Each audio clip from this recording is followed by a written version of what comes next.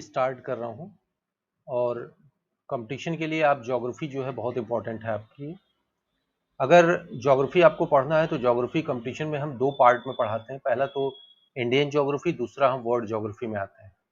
Geography actually अगर हम शुरुआत करते हैं तो जैसे पहला वर्ड आपका क्या है, जियो। जियो मतलब होता क्या है, अर्थ। ठीक, जियो का मतलब ही अर्थ है। और दूसरा आप क्या कहते हो, ग्राफी। ये ग्राफी बोलते हो ना, तो ग्राफी का मतलब क्या होता है, टू स्टडी। अब इसका पूरा अगर हम जोड़ें तो आपको क्या लिखता है, study of the earth is called geography. Study of the earth is called geography. तो ज्योग्राफी में सबसे जो चीजें होती हैं, पहले तो हम ग्लोब को अगर समझते हैं तो ज्योग्राफी समझते हैं, तब हम जानते हैं कि उसमें लैटिट्यूड, लॉन्गिट्यूड, अगर ये हम समझना शुरू करते हैं तो ज्योग्राफी की शुरुआत होती है। एक्चुअली अगर हम पूरे अर्थ को हम यहाँ पे ड्रॉ कर रहे हैं, एक छोटा पॉइंट मैं यहाँ ले रहा हूँ, आपको समझना होगा। ये मैंने पॉइंट लिया अर्थ का। अब यहाँ पे आप समझिए, ये जो मैं बोल रहा हूँ ये सबसे बीच का पॉइंट है। इसको हम लोग क्या बोलते हैं ये हमें समझना होगा। ये क्या है आपका, ये इक्वेटर है। इक्वेटर सबसे बीच का, इसको हम लोग कितने डिग्री से एज्यूम करते हैं, 0 डिग्री। ये 0 डिग्री से हम एज्यूम करते हैं। अगर हम इसके ऊपर जा रहे हैं तो नॉर्थ की ओर जा रहे हैं, अगर हम इसके नीचे आ रहे हैं तो साउथ की ओर आ रहे हैं। दो चीजें हमको यहाँ डिफाइन करनी है, ठीक है ना। अगर हम कहते हैं कि 0 डिग्री से नॉर्थ ऊपर की तरफ जाते हैं, सपोज करो मैं यहां पे बढ़ रहा हूं 0 डिग्री से ऊपर और मैं ये 23 डिग्री एंड हाफ पे आता हूं, सपोज करिए 23 डिग्री एंड हाफ पे अगर हम बात करें तो ये जो पोजीशन है वो किसकी है, ये ट्रॉपिक ऑफ कैंसर की पोजीशन है। इसको हम लोग क्या बोलेंगे, tropic of cancer. Tropic of cancer, ये ट्रॉपिक ऑफ कैंसर की पोजीशन है। और सिमिलरली अगर हम साउथ की ओर बढ़े 23 डिग्री एंड हाफ की ओर, तो 23 डिग्री हाफ हम साउथ की ओर तरफ आ रहे हैं, तो ये हम क्या बोलेंगे, tropic of Capricorn. Tropic of Capricorn, है ना। ये दो अलग चीजें। इसके बाद हम ऊपर और बढ़े 66 डिग्री एंड हाफ, तो ये आपकी क्या मिली, ये आपकी मिली आर्कटिक, आर्कटिक सर्किल। ठीक, और हम नीचे आए 66 डिग्री एंड हाफ पे, तो आपको क्या मिला, ये आपको मिला अंटार्कटिक सर्किल। अंटार्कटिक सर्किल, ठीक। ये हमको एक बेसिक चीजें हैं यहाँ पे हमको समझनी थी। लेकिन एक चीज आप यहाँ ध्यान रखिए कि जैसे हम ये ड्रॉ कर रहे हैं, तो जितनी चीजें मैं ड्रॉ कर रहा हूं, देखिए 0 डिग्री से पैरेलल ड्रॉ कर रहा हूं ना, तो 0 डिग्री से पैरेलल ड्रॉ जो लाइनें आपकी जो जा रही हैं वो सारी की सारी इक्वेटर है। मतलब अगर लैटिट्यूड की बात करें हम, तो लैटिट्यूड क्या है, पैरेलल टू इक्वेटर। जो भी लैटिट्यूड है वो पैरेलल टू इक्वेटर, ये सारी लाइन लैटिट्यूड ही है जो पैरेलल टू इक्वेटर है। ठीक, अच्छा अगर आपसे ये क्वेश्चन यहाँ पे राइज भी हो सकता है कि भाई अगर आप कहते हो कि नंबर ऑफ लैटिट्यूड्स कितने हो गए, तो नंबर ऑफ लैटिट्यूड्स जो होंगे वो कितने होंगे, 180। नंबर ऑफ लैटिट्यूड्स कितने होंगे, 180। ठीक, दूसरी चीजें मैं इधर ड्रॉ करता हूं, ये पॉइंट। अब ये आपका है नॉर्थ पोल, ये नॉर्थ पोल है। और सेकेंडरी यहां पे आप आइए तो आपका क्या है, साउथ पोल। अब इसको हम लोग डिफाइन करते हैं। अब हम नॉर्थ पोल से साउथ पोल की ओर आ रहे हैं, ये लाइन, ये नॉर्थ पोल से कहां जा रहे हैं, साउथ पोल की ओर, ये मिल रही है। तो ये जो लाइनें हम आ रहे हैं, जो नॉर्थ पोल से हम साउथ पोल की ओर बात कर रहे हैं, ये क्या है, ये आपकी होगी लॉन्गिट्यूड। ये क्या होगी, ये सारी लाइनें जो होंगी वो आपकी होंगी लॉन्गिट्यूड। ये लॉन्गिट्यूड है।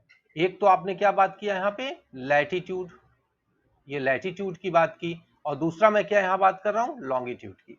तो लॉन्गिट्यूड, अब इसमें नंबर्स कितने होंगे, कितने लॉन्गिट्यूड्स नंबर होंगे, तो नंबर ऑफ लॉन्गिट्यूड्स कितने होंगे, 360, ये याद रखेंगे आप।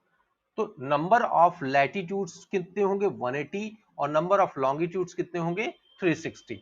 अब बेटा यहाँ पे एक चीज आपको डिफाइन कर लेनी है। पहली चीज, कभी कभी क्वेश्चन ये पूछता है कि लो लैटिट्यूड क्या होता है और हाई लैटिट्यूड क्या होता है, तो यहाँ पे आप जानिए कि लो लैटिट्यूड का मतलब क्या होता है। लो लैटिट्यूड का मतलब होता है अगर आप 0 डिग्री से उठाए और 45 डिग्री तक जाते हैं तो इसको हम लोग लो लैटिट्यूड बोलते हैं। अगर आपसे कहता है कि हाई लैटिट्यूड क्या होता है, अब यहाँ पे भी ये भी क्लियर रखिए कि हाई लैटिट्यूड, क्वेश्चन में तो पूछा जा सकता है कि हाई लैटिट्यूड क्या होता है। तो आप 45 डिग्री से आप 90 डिग्री तक जब जाते हैं तो इसको हम लोग क्या बोलते हैं, इसको हम लोग हाई लैटिट्यूड बोलते हैं। अब दो जो लाइंस खींची गई है इनके बीच की डिस्टेंस भी होनी चाहिए। ऐसे तो अपने मन से तो लाइन खींची नहीं गई होगी, तो इनके बीच की क्या डिस्टेंस होगी, इनके जो बीच की डिस्टेंस होगी 111.13 किलोमीटर। ये डिस्टेंस होती है बेटा, दो लाइनों के बीच की जो डिस्टेंस है वो कितनी होती है, 111.13 किलोमीटर की होती है। अब यहाँ पे आपने ये सब चीजें समझी। अब दूसरी चीजें जो ग्लोब पे मैं यहाँ समझा रहा हूँ, ये तीसरा मैं कर्व यहाँ ड्रा कर रहा हूँ, इसको आप समझिए। ये जो लाइन मैंने ड्रा की है ये आपका 0 डिग्री है, 0 डिग्री। अब ये 23 डिग्री एंड हाफ पे आपने बात किया।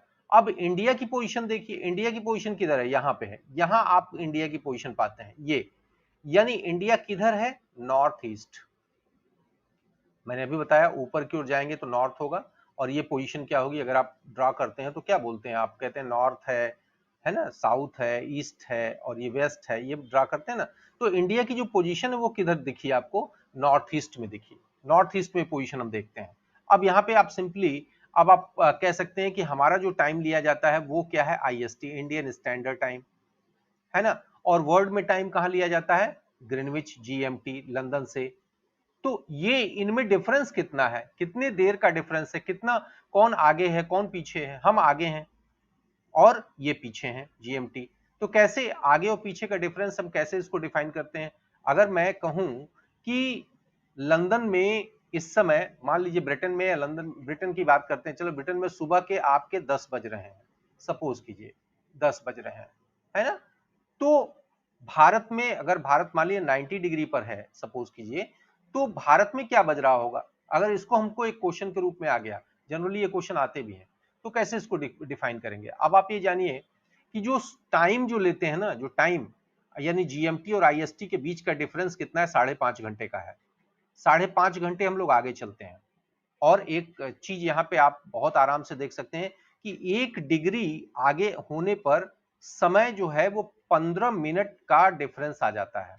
अगर मान लीजिए आप यहां से केवल 1 डिग्री डिफरेंस पे जाते हैं, आगे बढ़ रहे हैं, तो समय का अंतर कितना आ रहा है, समय का अंतर जो है वो 15 मिनट का आ रहा है।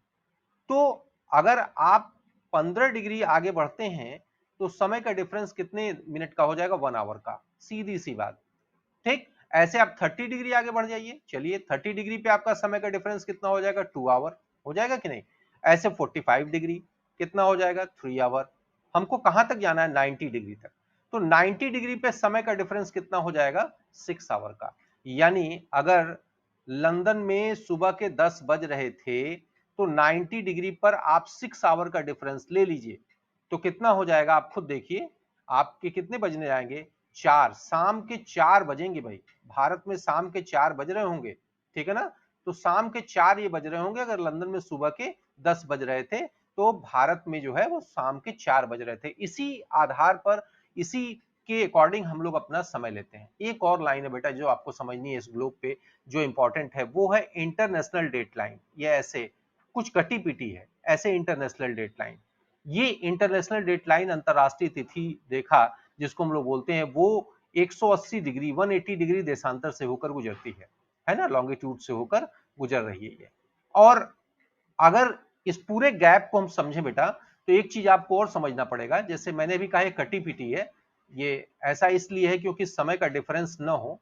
अब आप इसको समझिए, अगर आप ऐसे क्रॉस कर रहे हैं यूं, तो क्या हो जाता है, एक दिन आपका कम होगा बेटा, इधर कम करना पड़ेगा।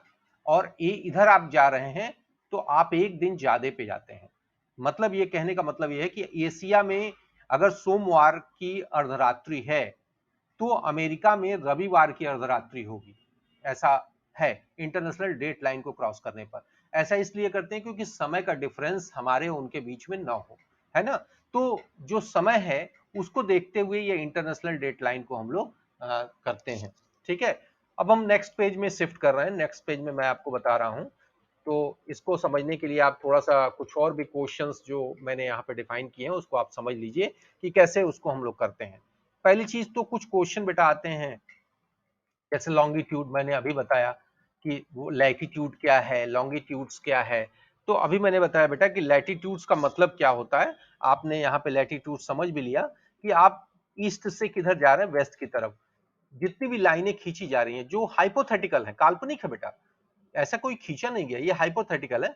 और इनको हम लोग क्या बोले, इनको हम लोग लैटिट्यूड बोले। फिर लॉन्गिट्यूड्स क्या होते हैं, जो स्क्रीन पे आपके लॉन्गिट्यूड्स हैं, लॉन्गिट्यूड्स क्या होते हैं बेटा।